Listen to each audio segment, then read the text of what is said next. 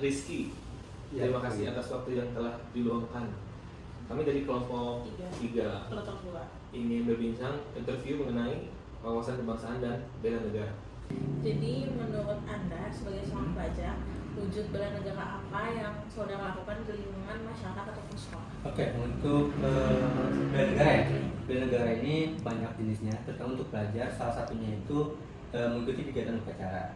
Mengikuti kegiatan upacara di hari Senin, upacara menaikkan bendera merah putih, kan itu kita hormat terhadap bendera merah putih, dan itu juga salah satu wujud dari bela negara.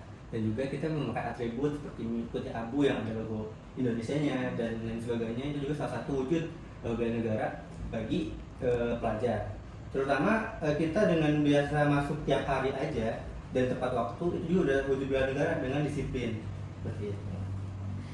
Selanjutnya, menurut kamu apakah bela negara itu masih relevan di masa sekarang? Sangat relevan, karena kita dengan kita bela negara, kita juga bisa mewujudkan dan juga meningkatkan rasa nasionalisme kita terhadap negara kita. Jadi sangat relevan walaupun sekarang udah era modernisasi, tapi dengan kita bela negara kita dapat tidak melupakan budaya kita dan juga kearifan lokal kita.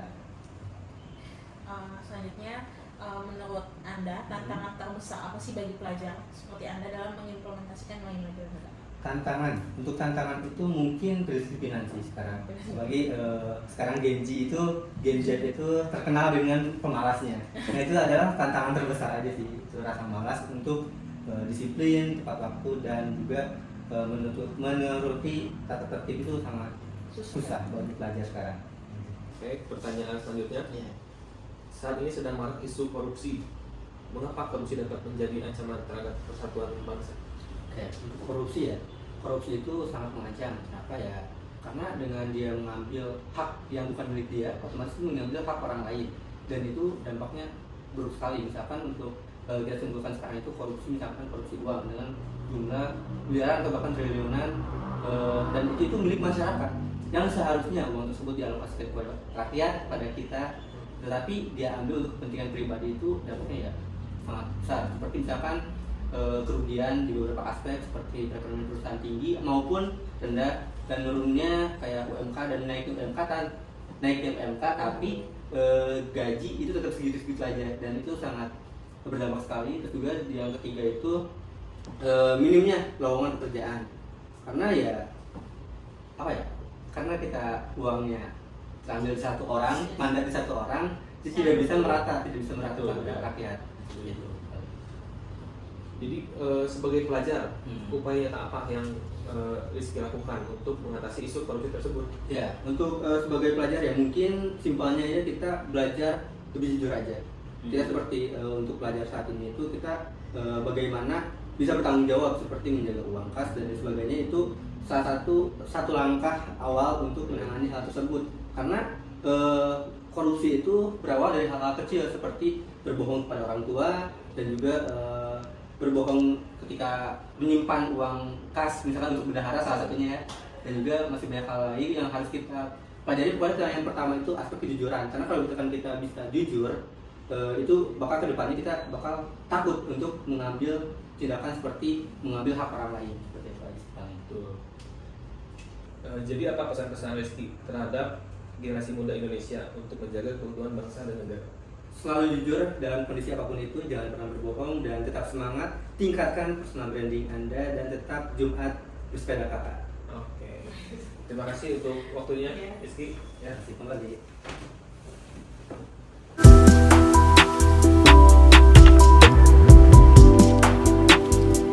Assalamualaikum warahmatullahi wabarakatuh. Halo semuanya, perkenalkan nama saya Siva Nurul Ajijah dan rekan saya Dr. Siva Nurasi Fauzani. Kami kelompok 3, kelompok Latsar CPNS tahun 2025 gelombang 3. Pada pagi ini kita akan mewawancarai salah satu mahasiswa di Universitas Purwakarta. Oke, Kak, terima kasih ya sudah hadir pada kesempatan kali ini. Boleh memperkenalkan diri dulu, Kak? Saya adalah salah satu mahasiswa pasca sarjana di Universitas Mutakin di Purwakarta. Nama saya itu Rosita Hanawati. Oke, halo Kakak Robi, salam kenal dari kita. Oke, untuk mengefisienkan waktu, kira-kira apa nih Kak makna wawasan kebangsaan dalam kehidupan sehari-hari? Nah, menurut saya itu ya sebagai cara pandang kita sebagai warga negara untuk bela negara. Disinggung mengenai nilai bela negara nih, menurut kakak apakah di masa sekarang masih relevan untuk menerapkan nilai bela negara? Mungkin tetap relevan ya menurut saya, karena kan sekarang tuh tidak hanya gangguan fisik, tapi juga dari informasi-informasi yang membuat tidak terjadi pecah belah. Kakak sebagai mahasiswa nih, kira-kira apa wujud bela negara yang dapat dilakukan di lingkungan masyarakat? Nah, untuk dapat bela negara ini sih saya sebagai mahasiswa pastinya itu berperan aktif ya di dalam masyarakat, terus juga pastinya menjaga nama baik kampus, juga pastinya kita harus belajar sungguh-sungguh sih sebagai mahasiswa. Sebagai mahasiswa ini dan juga sebagai generasi Gen Z, Kak, apa sih tantangan terbesar dalam mengimplementasikan nilai-nilai kebangsaan? Nah, tantangan terbesarnya ini sih yang saya lihat ya media sosial sih, yang mana masyarakat itu banyak yang menyalahgunakan sosial media. Jadi banyak kan informasi-informasi hoax yang mana masyarakat itu langsung menolak dikarenakan informasi tersebut. Oke, tadi kakak sedikit menyinggung tentang isu hoax ya kak di media sosial. Menurut kakak, kenapa isu ini dapat menjadi ancaman bagi persatuan bangsa? Nah, kenapa dapat menimbulkan ancaman? Karena dari hoaxnya itu timbullah pecah belah antara satu dan sama lainnya, seperti itu sih.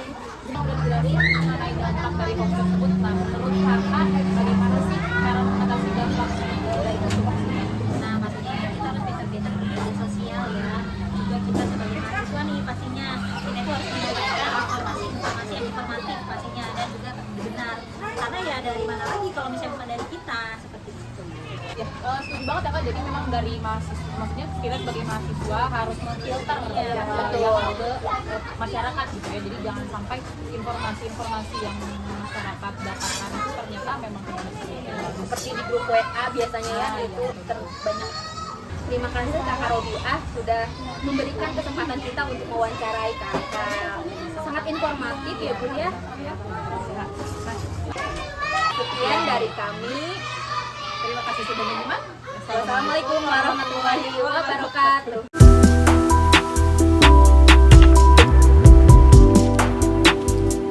Bismillahirrahmanirrahim. Assalamualaikum warahmatullahi wabarakatuh. Sampurasun.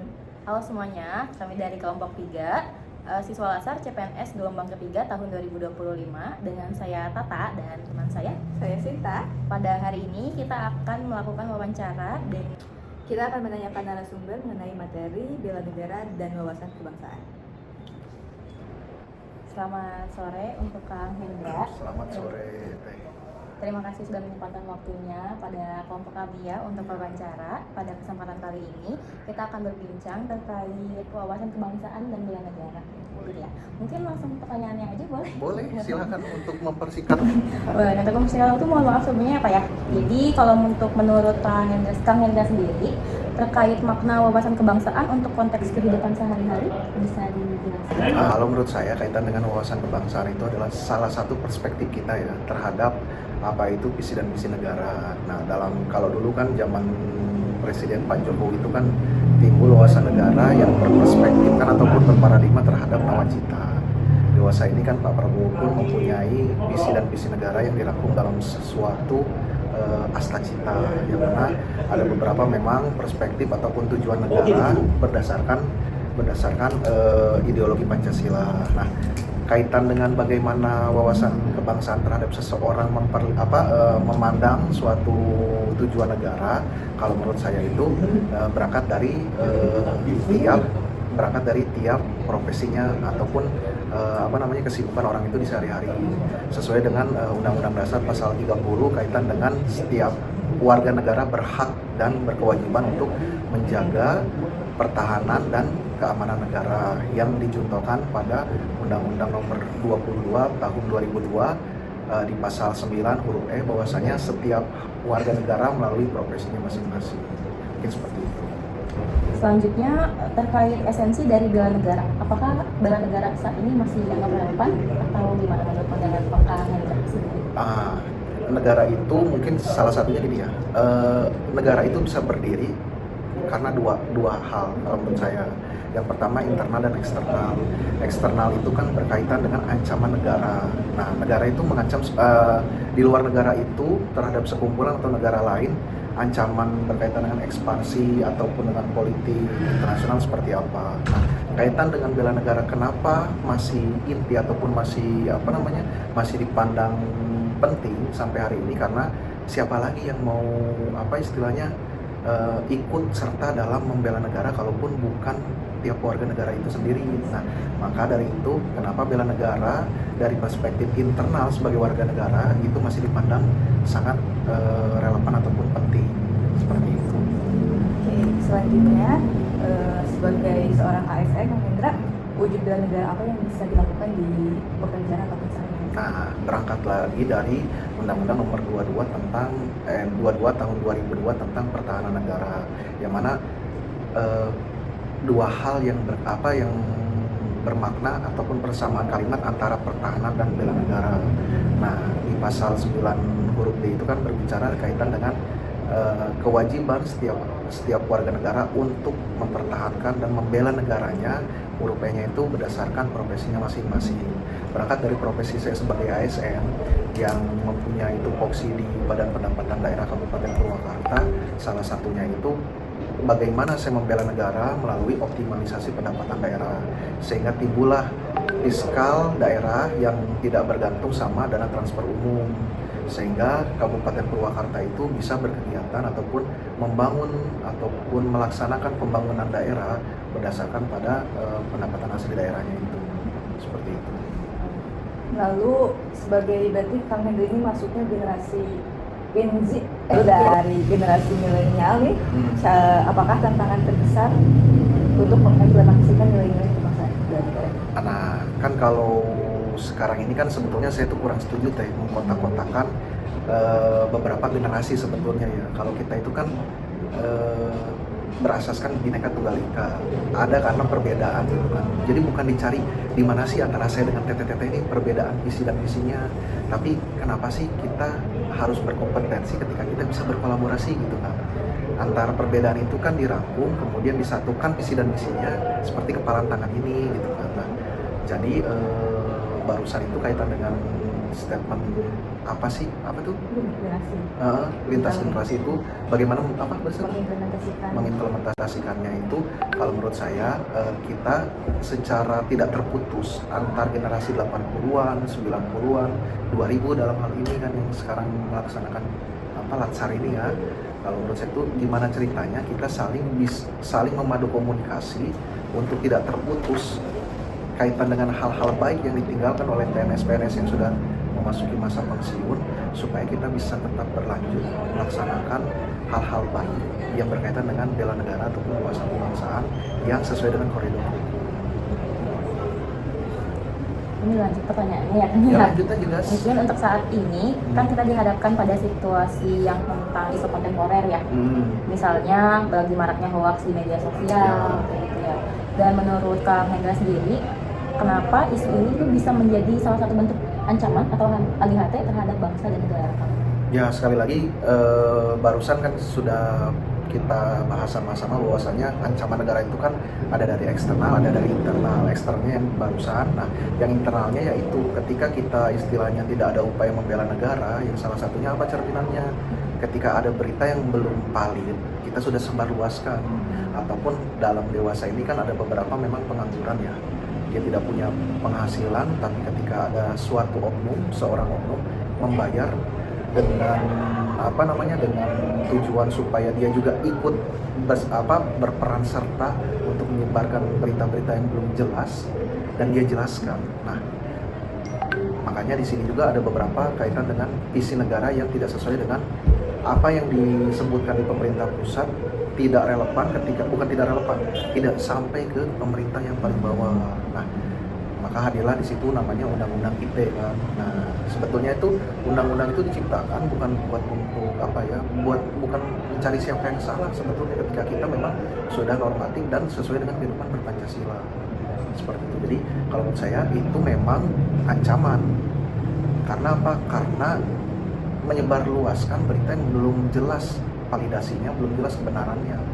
Nah, gimana ceritanya supaya berita itu tidak ataupun upaya-upaya seperti hal yang barusan disebutkan tidak menyebar? Kalau menurut saya lebih menggalakkan edukasi kita sebagai agent of change ya. Jangan dulu berangkat gimana ceritanya orang lain, tapi minimal kita dulu lah, berangkat dari kita dulu supaya yang tidak melanggar aturan. Kemudian nanti tercermin bahwasanya kita itu disiplin. Nah, nanti juga dengan sendirinya semesta pasti mendukung ya. Jadi garis besarnya jangan tanyakan apa yang negara berikan sama kamu, tapi tanyakan apa yang sudah kamu persembahkan buat negara.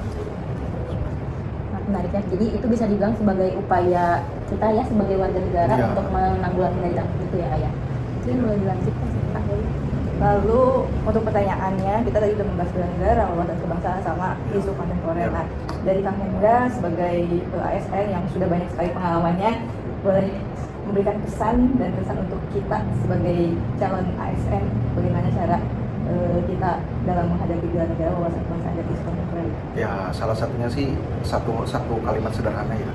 Jadi jangan mencari kekayaan ketika kita berprofesi sebagai abdi negara ataupun pamong praja ya. Kalau dulu kan bahasanya pangreh praja ya. Kita ini kan pelayan masyarakat ya. Jadi jangan memikirkan dulu, jangan pernah berorientasi pada materi sementara kita belum melakukan apa-apa. Toh nanti juga ketika kita sudah mempersembahkan kepada masyarakat pelayanan yang terbaik, kita ini kan berangkat dari budaya ketimuran ya, pasti adalah tali silaturahim. Tapi titip saya jangan pernah berorientasi kepada materi. Banyak hal yang saya dapatkan, mungkin kalau secara pengalaman berdasar umur saya belum banyak pengalaman ya, lebih banyak lagi yang berpengalaman sebetulnya. Tapi yang saya rasakan sekarang ketika kita tulus dan ikhlas, banyak kok rezeki itu gak berbentuk uang seperti itu. Jadi semangat kepada rekan-rekan yang memang dengan titik balik daripada pelaksanaan Latsar ini untuk menjadi ASN, aparatur sipil negara, semangat. Insya Allah ketika kita tulus di situ ada rezeki yang tidak pernah kita bayangkan, dan insya Allah jauh lebih besar daripada yang kita harapkan. Demikian. Oke, cukup. Mungkin gitu sekian. Terima kasih banyak ya Oke. Ayah Kang ya atas Ya. pandangannya tentang hal yang sekarang ini. Semoga wawancara kali ini bisa menjadi pelajaran berharga buat kita dan sekelompoknya nanti. Ya. Mungkin segitu aja. Sekian, terima kasih. Wabillahi taufiq wal hidayah. Assalamualaikum warahmatullahi wabarakatuh. Waalaikumsalam. Jadi kesimpulan dari interview dan wawancara kami tadi adalah bahwa bela negara masih sangat penting dan sangat relevan untuk generasi pelajar demi menjaga persatuan dan kesatuan negara. Selain itu, tantangan terbesar bagi generasi mereka untuk menjalankan bela negara di masa sekarang adalah masih rendahnya rasa disiplin. Oke, terima kasih. Terima kasih. Dapat disimpulkan dari wawancara kali ini, jika wawasan kebangsaan dan bela negara dipahami secara beragam, namun esensinya tetap sama, yaitu untuk menjaga keutuhan negara Republik Indonesia. Upaya bela negara harus adaptif, khususnya dalam menghadapi ancaman digital dan ideologi. Dari ketiga narasumber, kita bisa menyimpulkan bahwa nilai-nilai Pancasila sebagai ideologi sangat penting diimplementasikan pada bekerja sehari-hari ataupun pada lingkungan masyarakat. Dan juga bela negara itu sangat penting sebagai ideologi dan juga profesionalisme. Contohnya seperti bekerja dengan disiplin, bertanggung jawab, dan juga sesuai dengan aturan perundang-undangan. Selain itu juga dari seluruh narasumber mengatakan bahwa hoax atau berita palsu juga merupakan salah satu ancaman yang serius dan termasuk dalam AGHT, di mana solusi yang disampaikan terkait isu kontemporer ini yaitu peningkatan literasi digital, terus juga filter informasi, dan dengan adanya sanksi tegas berupa UU ITE, di mana kita juga sebagai agent of change untuk bisa mengedukasi diri sendiri agar bisa untuk tidak melanggar aturan dan juga disiplin.